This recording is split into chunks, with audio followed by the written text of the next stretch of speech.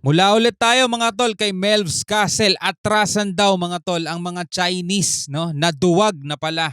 Ito ang dahilan ba't walang China warship, takbuhan lahat, sabing ganun sa title mga tol. Ano, eto, binasa lang natin. Atrasan mga Chinese, naduwag na pala. Ito ang dahilan ba't walang China warship, takbuhan lahat. Kasi kanino kayo nagtakbuhan tong mga to, no? Tignan natin to, alamin natin mga kapatid. Bago natin to simulan, huwag mong kalimutan mag-subscribe.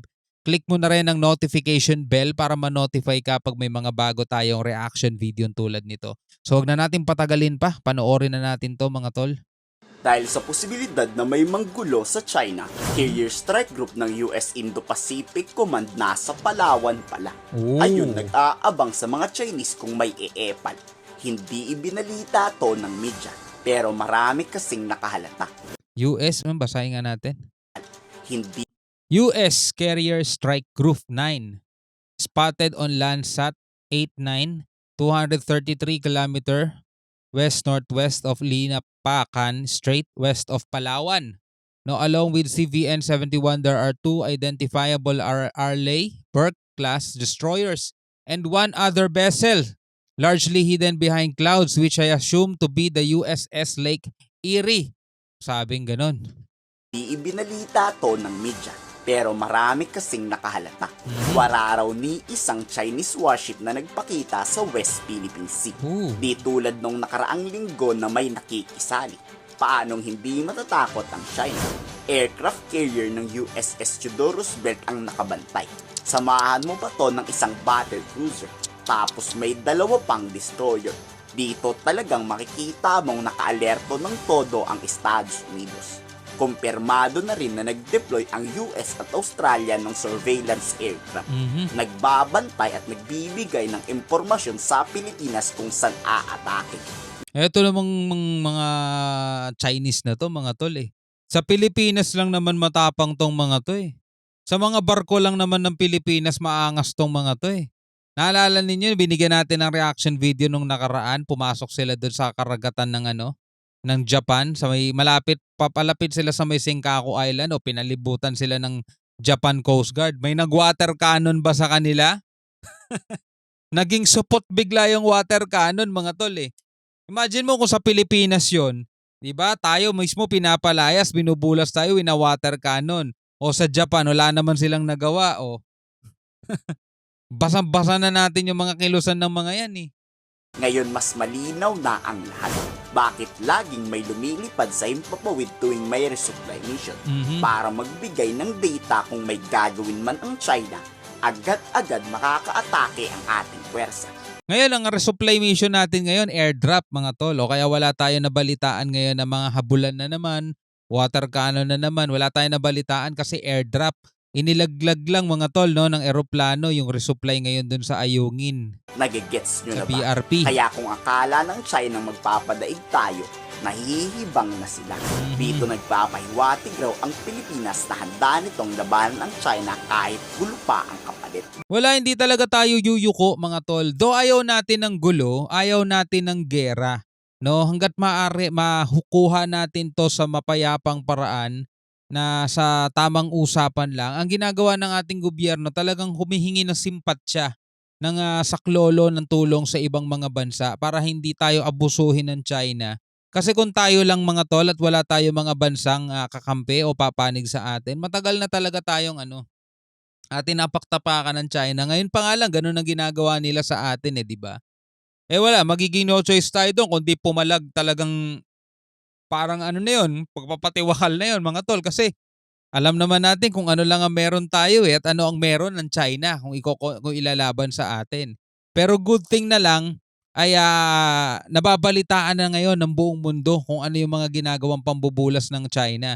Kaya nagpapahatid sila ng mensahe, pagkondena at saka panawagan sa China na itigil na ng China yung mga agresibong ginagawa nila at matuto naman nilang kilalanin o matuto naman sana ang China igalang ang international law at irespeto yung UNCLOS, United Nations Convention of the Law on the Sea, di ba? Yun ang problema ng China mga tol, wala silang respeto.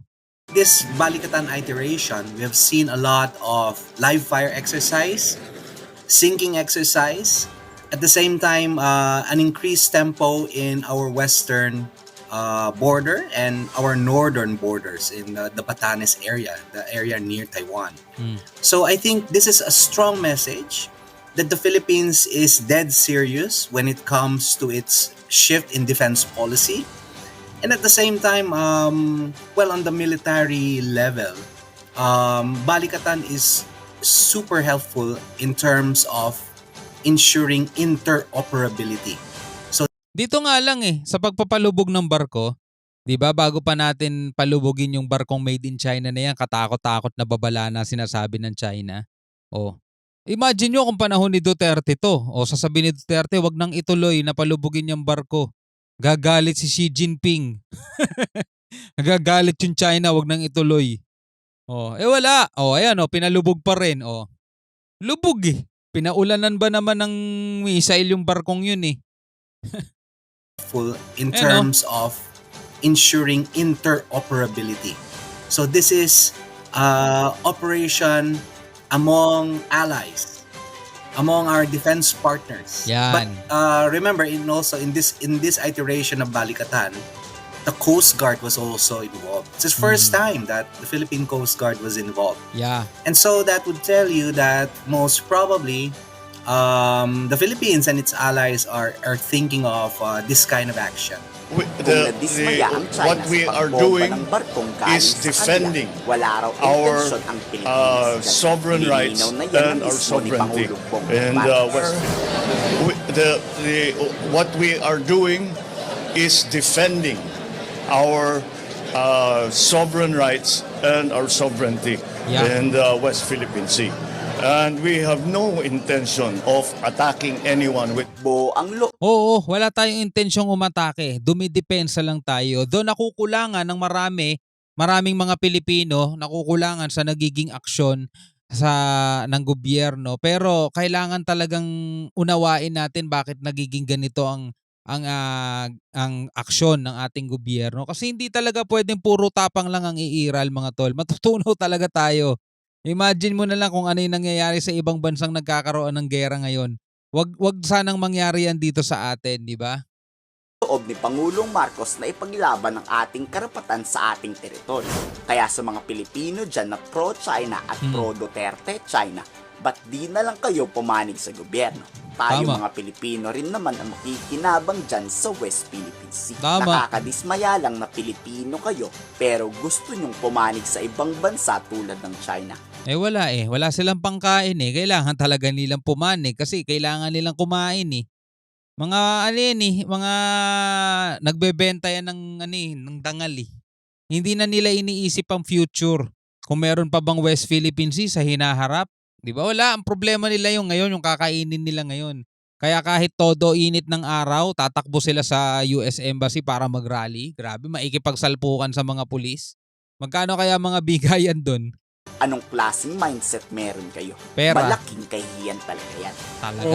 Ang nakakasakit lang po dito as a citizen of this country, there are portion in our society that also double down on the narrative, the wrong narrative of China. Tama. Parang sila yung they act as the mouthpiece of China. Doon ako medyo nagagalit Nakaka-bad trip talaga yon yung mapanood mo yung ibang mga Pilipino na todo pagtatanggol sa China. Yung iba attorney pa nga di ba? Mga iba nagsasabing sayang ang kita sa China. Lang yan naman talaga, di ba?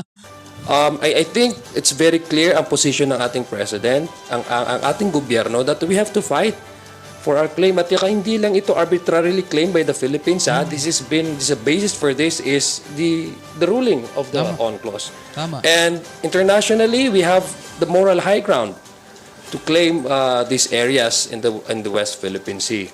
So doon ako na medyo nasasaktan dahil may mga kasamahan po tayo, segments in our society, or also becoming apologists for China, becoming, the mouthpieces. The worst is they become mouthpieces of China. Double down nila yung lahat ng claim ng illegal claims ng China. Dapat Diba? Yung iba nga sinasabi, pinapalala lang daw ang issue sa West Philippine Sea. Sabing ganun nung isang attorney may nagtago natin sa pangalang Roque, mga tol. po sa ganitong usapin, we have to side with our own. We have to side with the with anybody whose position really is to protect our interest, our national interest. Dapat doon po tayo pumanig sa kapwa natin. Dapat doon po tayo pumanig sa mga taong ang kanilang interest at protektahan ang ating teritorya at soberenya. Kung buo ang loob ng Amerikang depensahan tayo pag nagkagyera, sana kayo rin buo ang loob na lumaban sa China. Tanong ko, handa ba kayo kung sakaling magkakagulo sa West Philippine Sea? No choice naman eh. Kung talagang mangyayari yan, talaga dapat tayo maghanda. Pero huwag nating paghandaan na mangyari yan. Ang kailangan natin, mga kapatid, gawin ang lahat ng ating makakaya para suportahan ang ating gobyerno sa mapayapang pagresolba ng ating problema. Hindi pinupush natin yung gobyerno, ganti na tayo. Pag hindi kayo gumante, walang kwenta PBBM, walang kwenta ang gobyerno natin, di ba? Yung mga nagpupush na yun, mauna na kayo doon. Di ba? Anyway, bilang isang Pilipino, ano masasabi mo rito? Comment ka na lang sa ibaba. Hanggang sa muli, ako nga pala si Shobal D. Peace out.